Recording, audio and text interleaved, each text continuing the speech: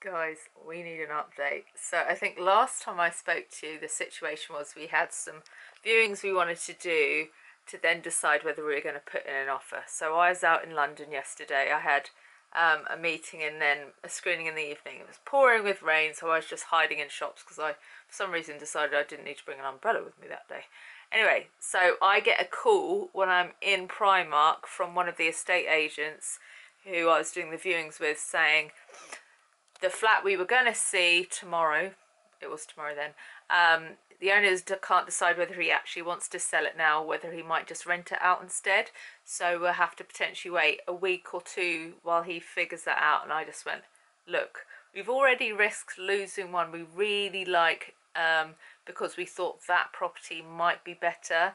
So we can't really wait that week or two to find out whether he may or may not sell it. So I'm sorry to this estate agent who's worked really hard for us, so I felt guilty, but I'm sorry, we're going to have to put in an offer on the flat that we liked, and this might be the end of our relationship basically. But he wished me luck and said just let us know if, you know, it doesn't work out. So in Primark, knowing that it was 5:20 at that point, and the longer I left it, the more chance someone would come in and make an offer, I decided to put in an offer then and there.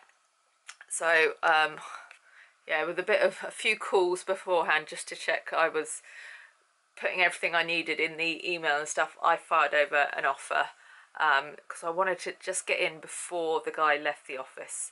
So anyway, he got back to me and said that because it was quite a lot lower than the asking price, the owners wanted to mull it over overnight and he would get back to me in the morning.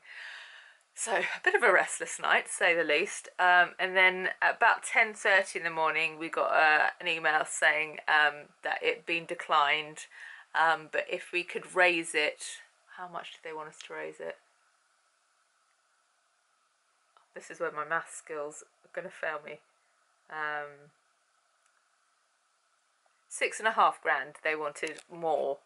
And so I went away and thought, what can I do? So I offered them 4.5 grand more. This amount would end up being 2 grand under my initial max budget, but it would be 12 grand under their asking price. So bit of a nervous wait, and then I got a phone call and he said they've accepted. Because the way I got it, I was like, I know that's the amount they want, but their property doesn't tick all the boxes we had initially had, and our max budget was really only going to be used if we found one that really did tick all the boxes, which this one didn't. So I think by saying that, they kind of understood that we are pushing as far as we could, but it wasn't the perfect house for us. So I think they were willing to it's not house, it's amazing it. They were willing to drop it, and it was obviously close enough to their number that they knew that we were, you know, trying to meet them halfway at least. So yeah, at the moment, offer has been accepted. They won't remove it from the market until I have proof from my solicitor that I actually have the money. Because obviously anyone could put in offers, but they might not have any money and they might just be absolute time wasters. And I think, rightly or wrongly, they sometimes look at me and go, are you sure you are in the position to buy a house? I don't know what kind of vibes I give off, but I think they slightly question it. But anyway, so there's been a lot of to and fro with my solicitor today, because obviously my solicitor needs to also trust that I have those funds. So I've had to send visual evidence of, you know, amounts in accounts and things like that. And I've been sorting out my Help to Buy ISA, so they can see the funds that I'll be getting from that as well, because I've got money in different places. So it's not just like showing them one place where the money is, it's showing them I've got some money there, I've got some money there. Anyway, so at the moment, good news. And I haven't told Si yet, he doesn't know. He's been at work, and he said if there is any updates, he said just wait till I'm home. I think he's kind of trying to build up the anticipation and enjoy the moment, whether it's a good or bad one, but hopefully today's will be a good one. So yeah, at the moment I almost own a maisonette. Crazy, crazy. Oh god, I still got to stop myself from getting overly excited and you know, moving myself in mentally, because we've got the surveyors next. Now the surveyors will go in and see the property and just check for anything that could be potentially worrying, you know, cracks, leaks, structural things that might need replacing. It's just kind of giving the building a once over, just to check we're actually making a wise choice and a wise investment, and we're not going to get buggered in like a few months time by lots of costs and stuff. So once that's done and all the legal stuff's done, hopefully it will be a fairly swift process. Ooh. Anyway, I just thought I'd catch you up, and I'll speak to you soon once I have more news. I'm sorry if these videos haven't been exciting for you. I just really wanted to document these moments because for me it's probably one of the biggest moments in my life. I didn't think it would ever happen. It's been a long time coming, and it's going to be a really important new chapter for me. And yeah, I'm just so grateful and so excited and just so happy that I finally get to make a little home of my own. Oh, my eyes are burning. Such an emotional wreck. Anyway, these are happy tears, and that's nice. So, oh dear. Anyway, speak to you soon. It's 6 o'clock in the evening now, and I'm coming back to say bloody solicitors. So basically, we dropped all the information at the solicitors, all the proof of the money and everything, so that she could then email the estate agent and go, yes, they do have the money, this is legit, blah, blah, blah, and therefore they could take the property off the market.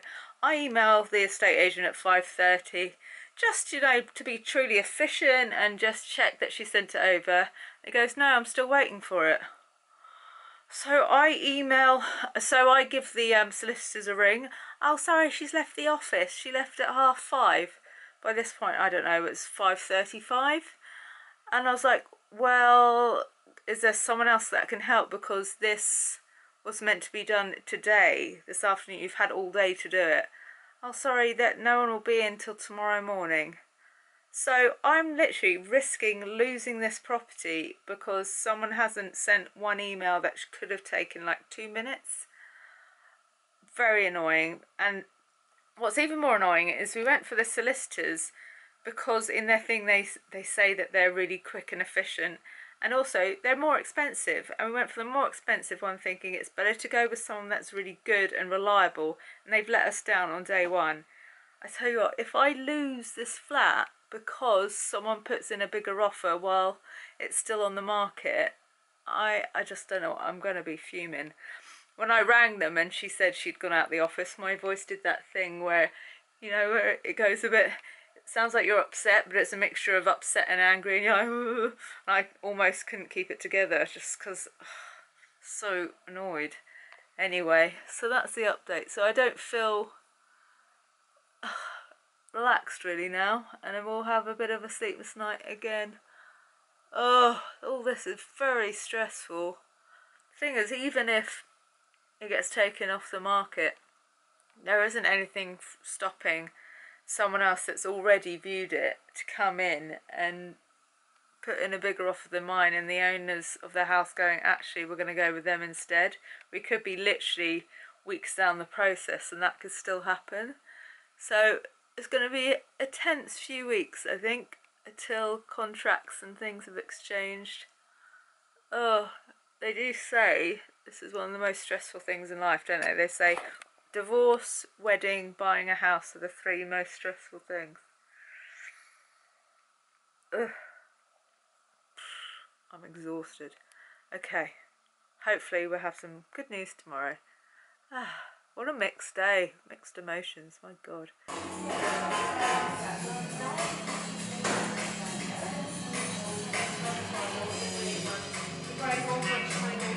I thought I'd show you just the sort of amount of paperwork you have to do when you buy a house. So this is just the first lot of things. As you can see, I've got to read through all of this and sign and flag up any issues, and obviously it's very important to read it properly. It's not one of those things where you just go, ask him, read it and then just sign it. You really have to check. So this is what today's going to look like, and then I've got to drop it personally at the solicitors or send it by post. They don't do anything electronically when it comes to this sort of documentation. So we've got ones about stamp duty and land tax. We've got, this is about identifying the source of funds, and this is just the overall bits of everything to do with purchasing a property. So wish me luck.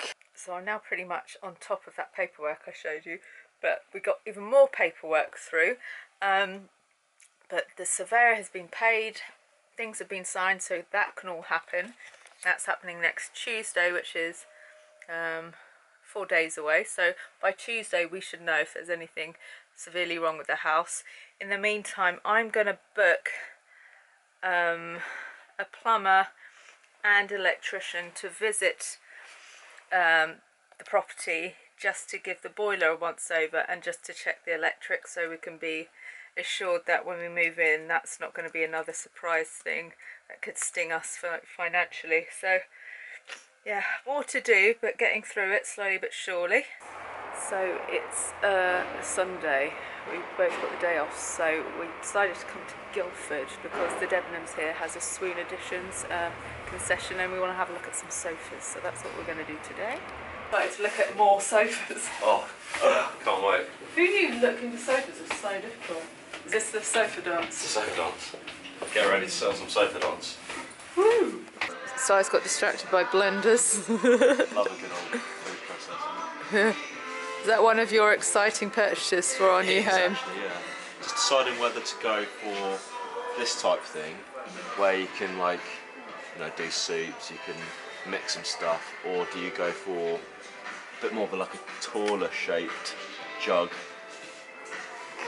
for like smoothies? I've got a NutriBullet, but it's not big enough for other things, so I kind of want a blender. Quite excited. Treat yourself. I will treat myself. Yeah. I could not be less interested in a blender. Oh, coffee machines. Oh. I do want a decent coffee machine. Oh God, I can tell this is going to be expensive. This is where I'm unsure, because you can get small ones a bit like this. Yeah, they're where cute. You get the little, you get the little. Oh, the little pot here things. That you just drop in, then you click that, and then it just makes one. But I don't know. You want a proper old-fashioned one? That's probably too expensive anyway. But I kind of want the ones where you can grind the beans, and it's got like a little spout where you can heat up your milk. Yeah, you love to grind a bean, don't you? Oh yeah, bean grinder me. Right, I found this Swoon area. I think we've decided against velvet now, just because we feel we probably need something more durable, but I still love these. I mean, how gorgeous is that? Oh, I wish I could afford a drinks cart, but that is not an essential for me. That's an absolute blogger favourite, that one, isn't it?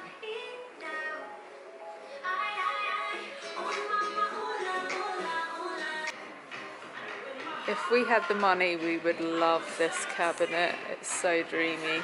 We were thinking we could put like our vinyl player on top of there and stuff, but alas, I don't think we can justify it, even though it's beautiful. Such a statement, isn't it? So this is the next sofa we like. It's called the Stanford. How does that? Comfortable? You look quite comfortable. A bit too comfortable. Yeah. You're coordinating with the cushion. You're lining of your jacket. Oh, really? Oh. How about that? Are you pretending to read again? No, I'm looking at how much it is. All right, don't do that. It's Quite depressing. expensive. So we found this area of Guildford we didn't actually know exists. So we've just been in this shop behind, and it is absolutely beautiful. A little bit out of our price range, and we felt like we were in a film set, but it's amazing. And now we've just found Loaf, which I've been looking at online and absolutely love. So this is great news. So how comfy is this one? I'm not getting up. So good. We love it here in Loaf. Can we move in? Oh, So nice. very comfortable. They even do ice cream. They even do ice cream in here. So cool. We're on the biggest sofa I think we've ever been on. Look how deep it is. We're like a small toddler. So I was just trying out one of the sofa beds here in Loaf.